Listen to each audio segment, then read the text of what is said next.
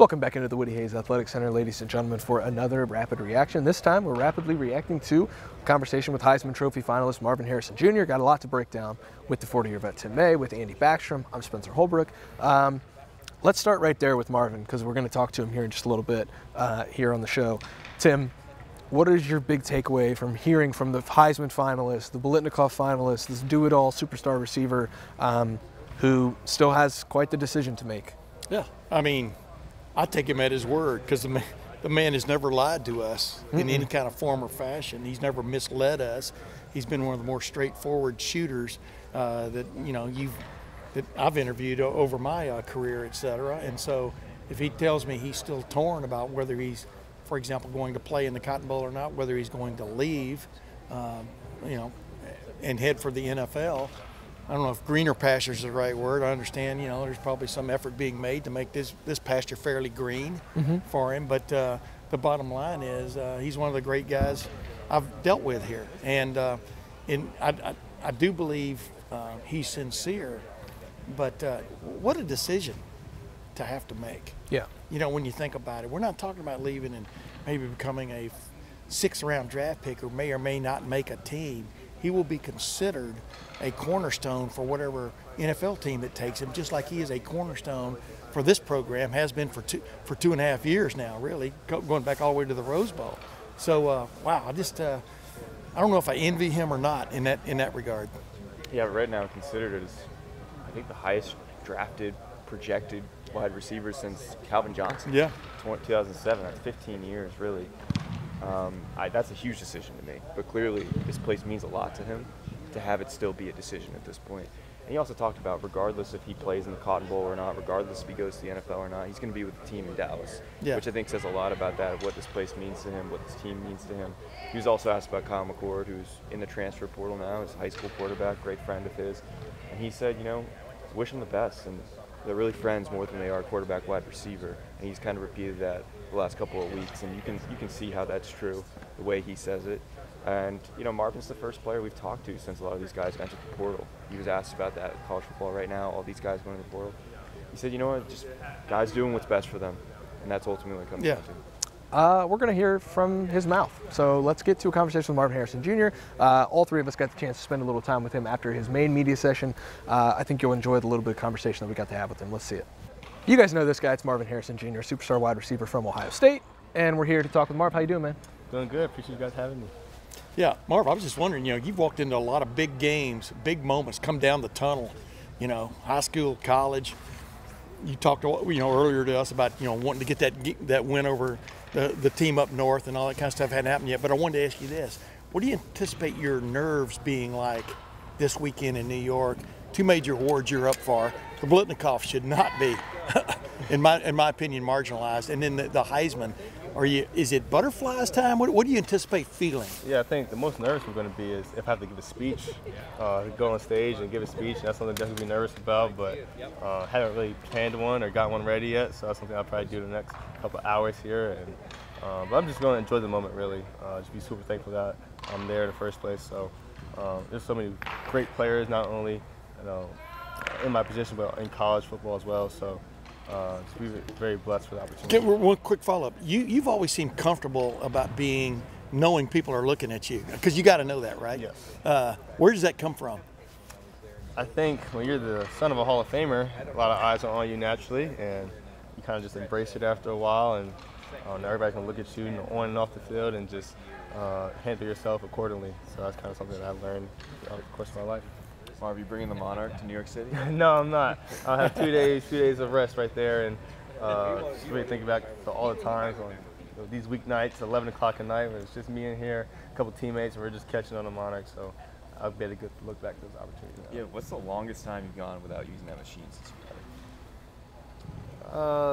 got it? Definitely. I don't even know. Usually, it's definitely a daily use, so maybe a day or two. I didn't get a chance to use it, so I would say this is probably the longest stretch I'll go on here. Will you miss it when you go? Yes, definitely. Definitely. You mean go to New York? Yeah, even go to New York. Oh, Will you miss it? I'm not going to miss it. No. I spent a lot of time with that machine, and a good 2 days of rest would be good for me. Maybe you need to practice grabbing trophies, before you leave. Yeah, hold it up. I don't know how heavy the trophies are, but get ready for that. Marv, you talked a lot about wanting to beat the team up north, wanting to win the Big Ten, wanting to do this and that, and it all pertains to Ohio State. It seems like no matter where you would have gone to college, you would have kind of embraced that. But like to know who you are, the son of a Hall of Famer, to know how good you can be here and at the next level, and to still find it in you to kind of motivate yourself using those kind of goals that are very Ohio State specific. What is it about Ohio State that made you kind of latch on to all this and embrace not just being the son of a Hall of Famer, a really good wide receiver, but embracing Ohio State? I think Ohio State has a legacy and has a history. I knew once I committed here that that's something I wanted to continue. And I think before I committed, they won 8 straight games against TN North, and it's just been so unfortunate that I had yet to be able to do that for Ohio State. And I think that's why there's still the decision left up in the air of whether I decide to come back or not next year. So just always want to continue a legacy that was set before me. Same thing with being a receiver here at Ohio State. Started with Chris Carter and Terry Glenn and Michael Jenkins, David Boston, just all the great receivers that come here, and the ones I got to play with as well, like Chris Olave and Garrett Wilson, came in with some great receivers. Mecca Ibuka, Julian Fleming were kind of the young guys in there, and Jaden Ballard as well. So I just wanted to do my part and continue on a legacy. A lot of people hear that you say, like, there's things that you haven't done, you still want to do, and they see, like, this guy's going to be a top 5 pick, he's going to be a top 10 pick, like, he has no decision to make at all. What is it about Ohio State that's making this, and obviously the wins that you still want to get are there, but like, is there another thing about Ohio State that just makes you like actually consider this? Because to a lot of people, again, it just looks like so obvious, like what your next step is going to be. The brotherhood, really. I've met some great people here at Ohio State and friends that I'll have forever for a lifetime. So, I know once if I were to move on with my career, we definitely all go our separate ways there, and that's something that's going to be hard for me to walk away from. Really, I just made such great friends here, and I'm definitely going to miss the guys if I just do decide to leave. Yeah, you only get to go through college once. Exactly. Yeah, exactly. Once you call it, you called it.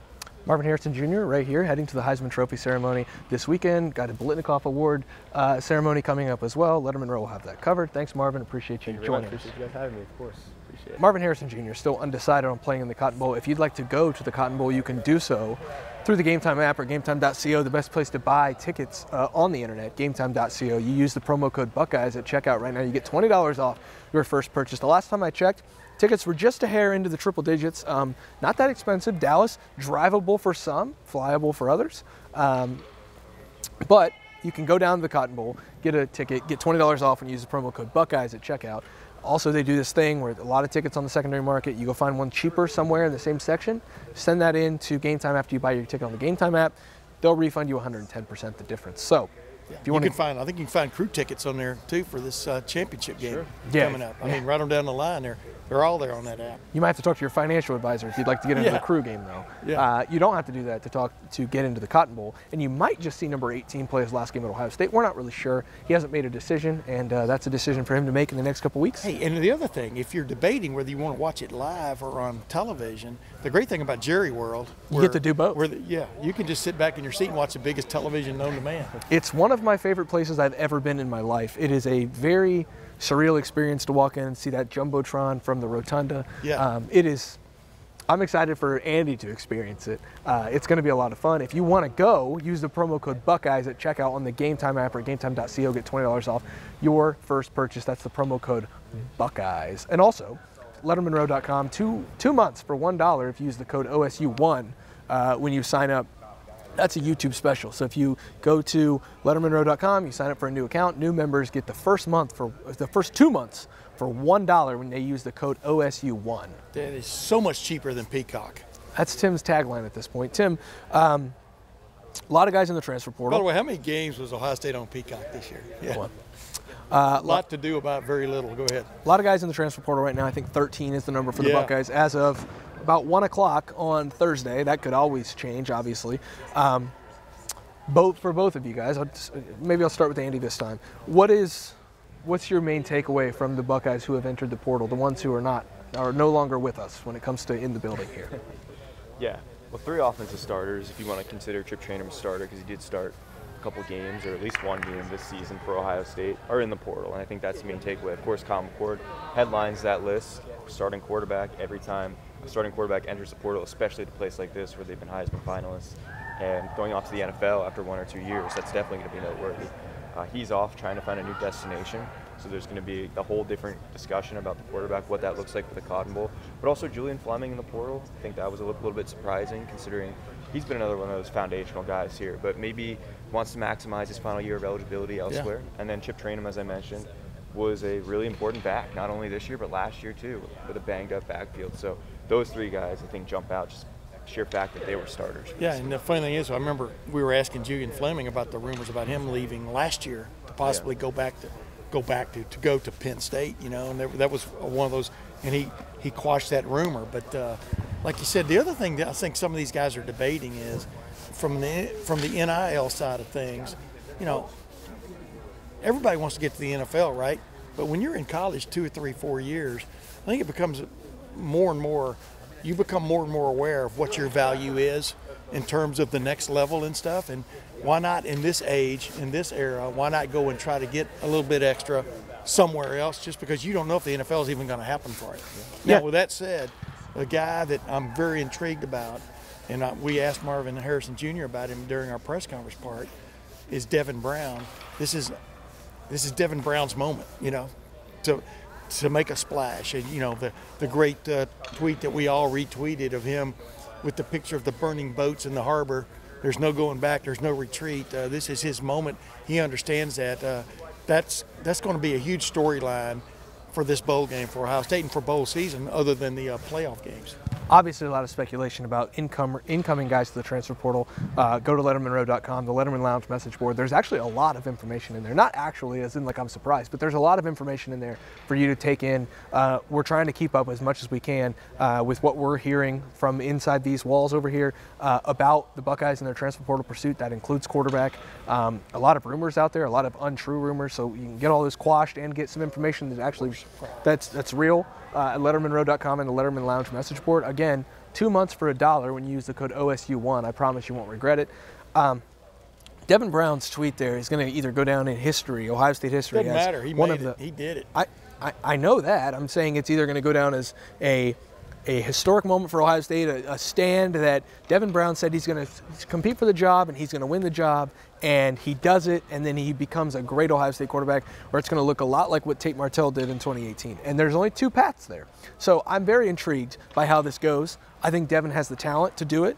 I think Devin made progress this year compared to where he was in August when we were talking about him and some turnover issues and maybe you know, the mobility being kind of equal with Kyle McCord. So I think there's a real opportunity here for Devin Brown in the Cotton Bowl to show a lot of people why he should be the quarterback. But that doesn't mean that Ohio State is not weighing options in the transfer portal. And so there's a lot going on right now when it comes to Ohio State in the portal. But I wanted you want competition in the spring to be legitimate. I mean, you want, and, you know, I think Lincoln Kinos is one of the guys who's really risen just based on what Ryan Day was telling us during the year, and especially near the end of the year. Aaron Nolan, you know, is going to come in throwing. I mean, he's going to come in competing, but you definitely want big-time competition there. With that said, and this isn't a slam, this is just analysis. There were times when on the field, we saw Kyle McCord emote, you know, off the field and stuff like that. But there were times on the field when this year, I think anybody watching the Ohio State games wanted to see, for want of another term, and not playing on words off of Devin Brown's tweet, but you wanted to see a little more just fire, you know, dynamism from that quarterback position. Because when Ryan Day repeatedly said that there were just some games where they left things on the field, points on the field, that was pointed almost directly at the quarterback play for the most part. And so I think Devin Brown, you get what you get with Devin Brown. He didn't shy away from coming here with a quarterback room that already included Quinn Ewers. He didn't shy away from doing that. This guy is real in terms of how he embraces competition and challenges and opportunities. So it's going to be a very interesting December 29th. Well, look, when he committed here, he flipped from USC. Ever since, he's been fully committed to the Buckeyes. Even, you know, this quarterback battle, he could have had a chance to transfer if he wanted to. He got hurt in the spring, didn't play in the spring game, stuck with it, competed. At one point was leading, we know, in the training camp battle with Kyle McCord. And even after, or it was at least going back and forth. That was the main thing. Well, yeah, and then, you know, even when it was pretty sure that he lost that competition after that game against Youngstown State, he said, you know, I've never felt like I was out of this competition. And look, here we are. I know it's not in a way anyone would have expected, but he's probably the starting quarterback right now, and we're going into the Cotton Bowl. So not what anyone would have expected, not in the conventional way, but, you know, stuck through it and is in this opportunity. But it's not only an opportunity for Devin Brown, it's an opportunity for this team. Marvin Harrison Jr. said this team's motivated right now. They just lost a tough game against Michigan, third straight loss to Michigan, as everyone knows. This is an opportunity to end the year on a win, similar to in 2021 with the Rose Bowl. You know what would really help? You know what would really help that? Is if Marvin Harrison Jr. played in the Cotton Bowl. Right. It's all about building momentum, though. And if he doesn't play, you got Carnell Tate, you got Brandon Innes, you got all these young guys that are now on the rise and could have an opportunity, even in the backfield too. Maybe we see more Dallin Hayden. There's a lot of opportunity to build momentum and have that motivation to do so now. There's also a lot of opportunity for Ohio State to make some upgrades on the roster where they see fit. There's offensive linemen in the transfer portal that show a lot of potential for the Buckeyes. There's linebackers in the transfer portal. There's safeties in the transfer portal. Positions of need for the Buckeyes as they see it. Lettermen Row will have that covered every day until things happen, and once they happen, we'll still have it covered 365 days a year. Tim May, the 40-year vet, his content resides there, as does Andy Backstrom's and mine, Spencer Holbrook, Matt Parker, Alex Lutton on the recruiting side. We'll see you guys over at LettermenRow.com. We'll see you guys back in here whenever they let us in. For now, it's Lettermen Row. Marvin Harrison Jr. heading to the Heisman Trophy ceremony. We'll have that covered at Lettermen Row. And the Bolitnikoff Award possible presentation. We'll have that all covered at LettermenRow.com.